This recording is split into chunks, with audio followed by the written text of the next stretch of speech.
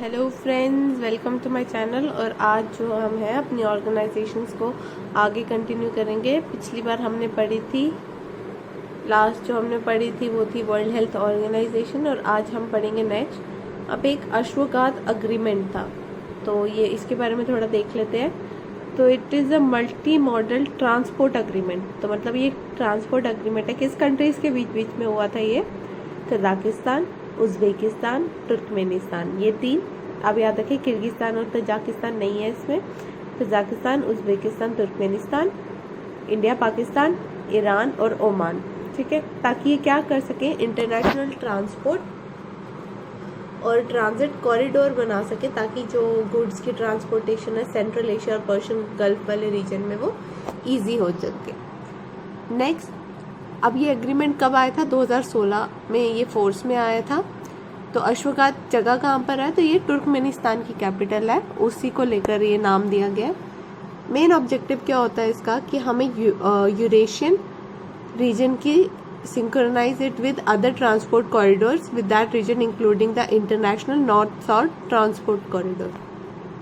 तो हमें यूरेशियन वाले रीजन को किससे कनेक्ट करना है? International north south transport corridor के साथ। और इसका ऑब्जेक्टिव क्या है? For enhance connectivity the Ashgabat agreement will also synchronise, और किसके साथ? International north south transport corridor company ship, rail including trans Caspian railway and road route for moving freight between India से रशिया, रशिया से Iran और Europe और central Asia. तो road भी होगा, वाया सी भी होगा और वाया ट्रेन भी आप जा सकते हो। तो रूट जो है प्राइमरी इन्वॉल्व रूट कहाँ से? इंडिया से आए ईरान, फिर अजरबैजान, ऊपर रशिया, वाया शिप, रेल और रोड।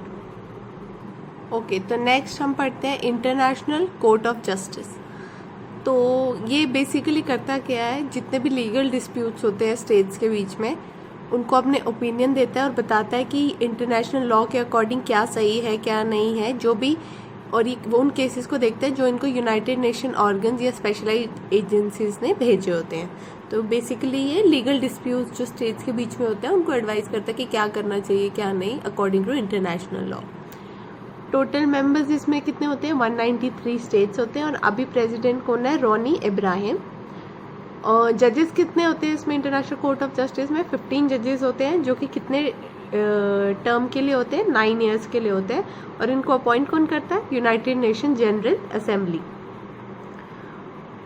अब इंटरनेशनल कोर्ट ऑफ जस्टिस को एक रजिस्ट्री जो है असिस्ट करती है, रजिस्ट्री जो इसकी एडमिनिस्ट्रेटिव ऑर्गन होता है। ऑफिशियल लैंग्वेज इसकी इंग्लिश एंड फ्रेंच है, ठीक है।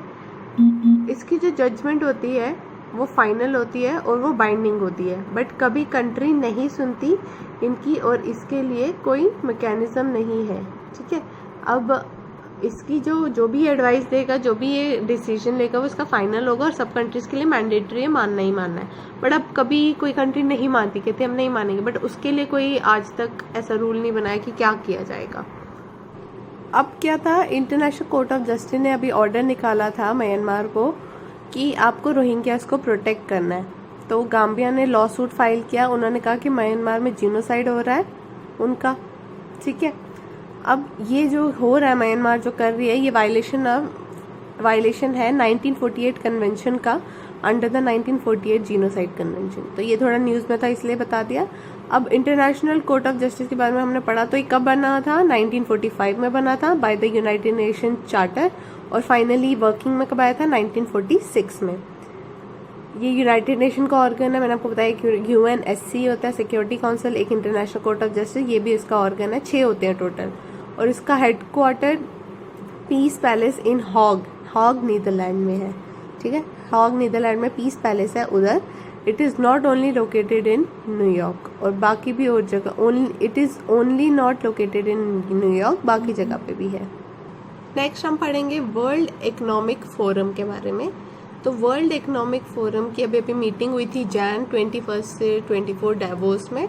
इसका हेडक्वार्टर जेनीवा स्विट्जरलैंड में है और ये कोई प्रॉफिट इंस्टीट्यूशन नहीं है, 1971 में बना था ये। बेसिकली इसका एम होता है कि ये बिजनेस, पॉलिटिकल और एकेडमिक और जितने भी बाकी अदर लीडर हैं सोसाइटी के, उनको मिलकर, एक साथ मिलकर, जैसे कि सोशल इश्यूज है, इकोनॉमिक और पॉलिटिकल चैलेंजेस हैं, उनको डील करें मिलकर। अब ये कुछ रिपोर्ट्स निकालता है, ये वेरी वेरी वेरी इंपॉर्टेंट है। वर्ल्ड इकोनॉमिक फोरम कुछ रिपोर्ट्स निकालता है, जैसे कि इकोनॉमिक फोरम है तो travel and tourism competitiveness report, कि कितना ट्रैवल, कहाँ टूरिज्म ज़्यादा है, उसका कंपेटिटिव रिपोर्ट कौन निकालता है? World economic forum. फिर ग्लोबल जेंडर गैप रिपोर्ट, तो जेंडर गैप है, इकोनॉमिक फोरम पैसे से रिलेटेड। ग्लोबल कंपेटिटिवनेस इंडेक्स, जितने भी कंपटीशन है वो सब ये। ह्यूमन कैपिटल रिपोर्ट और ग्लोबल इंफॉर्मेशन टेक्नोलॉजी रिपोर्ट, तो ये 5 रिपोर्ट जो है वो वर्ल्ड इकोनॉमिक फोरम निकालता है। नेक्स्ट हम पढ़ लेते हैं SCO के बारे में, शंघाई कोऑपरेशन ऑर्गेनाइजेशन। इंडिया और पाकिस्तान इसके मेंबर्स कब बने थे? चलो पहले हम बाकी देखते हैं फिर ये देखते हैं।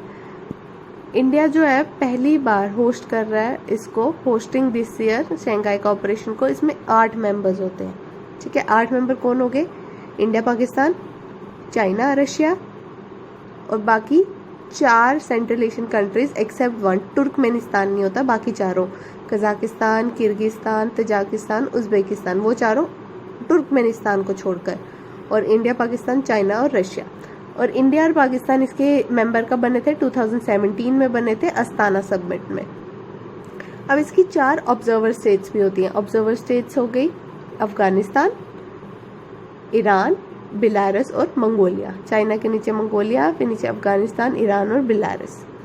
अब इसके कुछ डायलॉग पार्टनर्स भी होते हैं, जैसे कि Azerbaijan, Armenia, Cambodia, Nepal, Turkey और श्रीलंका। ये बनी कब थी? 2001 में। तो आप देख सकते हो 2001 में ये बनी थी और इंडिया बना था 2017 में इसका पार्ट, आफ्टर 16 ईयर्स। इसकी 2 परमानेंट बॉडीज है, हेडक्वार्टर बीजिंग में है। RATS based on Tashkent is related to SCO। RATS जो है इसकी एक एजेंसी होती है। फिर it is a Eurasian political, economic and security organization है। तो एक राइसीना डायलॉग हुआ था, तो ये ऑर्गेनाइज कौन करता है? By external affair minister plus observer research foundation. तो कौन कौन करता है? एक्सटर्नल अफेयर मिनिस्टर और ऑब्जर्वर रिसर्च फाउंडेशन। इसकी थीम क्या थी? Navigating the alpha century. It was gone to be head by Austrian head, but because of fire now it's gonna be held at any state head. तो पहले Australia में होनी चाहिए थी, हो रही थी, बट वहाँ पर फायर जैसे आपको पता लग गई तो अब नहीं हो रही है। It is an annual Jio political event, तो ये हर साल होता है, जियो पॉलिटिकल इवेंट है। It is designed to explore protests and opportunities for Asian integration as well as Asia's integration with larger world। तो एशिया की कनेक्टिविटी को बढ़ाने के लिए, कि एशिया कंट्रीज से कनेक्टिविटी या बाकी वर्ल्ड से। और ये कब स्टार्ट हुआ था? 2016 में। अब हम थोड़ा ताइवान के बारे में देख लेते हैं, क्योंकि वो न्यूज़ में था। तो अभी न्यूज़ क्या थी? अभी नया प्रेसिडेंट ताइवान का आया है, साई इंगवेन। ये चाइना के साथ जुड़ना नहीं चाहते। और ये इम्पोर्टेंट क्यों है? क्योंकि आफ्टर 1996 पहली बार डायरेक्ट इलेक्शंस हुए हैं ताइवान में। तो ताइवान का रियल नाम है रिपब्लिक ऑफ चाइना। अब एरिया क्या है कि चाइना बोलते हैं ताइवान उसका पार्ट है, पर ताइवान कहते हैं नहीं, हम अलग से इंडिपेंडेंट है। तो चाइना वाले पार्ट को बोलते हैं पीपल्स रिपब्लिक ऑफ चाइना, और जो बाकी बचा पार्ट है वो रिपब्लिक ऑफ चाइना, जैसे कि ताइवान। अब चाइना में कैसे चलती है गवर्नमेंट और ताइवान और हांगकांग में कैसे चलती है, तो कुछ डिफरेंसेस देख लेते हैं। चाइना में सिंगल पार्टी है, ठीक है, मतलब कि no free and fair election communist, ठीक है। तो एक ही बंदे इलेक्शन क्या हो गए तो वही बार बार जीतती रहती है। बल्कि ताइवान में डायरेक्ट इलेक्शन होते हैं, डेमोक्रेसी भी है, हांगकांग में भी, और प्रो डेमोक्रेटिक पार्टी है। ताइवान जो है वो चाइना का पार्ट नहीं है, बट हांगकांग जो है वो चाइना का पार्ट है। तो आपको याद रखना है Taiwan is not a part of China but Hong Kong is a part of China. एक ऑर्गेनाइजेशन है OIC, organization of Islamic cooperation. इसके 57 मेंबर्स हैं। इंटरनेशनल ऑर्गेनाइजेशन है, 1969 में बनी थी और ये यूनाइटेड नेशन हमारी सबसे बड़ी ऑर्गेनाइजेशन, आपको पता है इंटरनेशनल ऑर्गेनाइजेशन ये सेकंड लार्जेस्ट है, ठीक है। और ये Muslims is committed to protect the interest of Muslim world organization states, मतलब मुस्लिम्स को राइट्स को प्रोटेक्ट करना है। That is the collective voice of Muslim world and works to safeguard and protect the interest of Muslim world in the spirit of promoting international peace and harmony के लिए। तो आज की current affair में इतना ही guys. Next जो है हम नेक्स्ट वीडियो बनाएंगे। अगर आपको मेरी वीडियो पसंद आई हो तो उसे लाइक करें और मेरे चैनल को सब्सक्राइब करें। Thank you and have a nice day.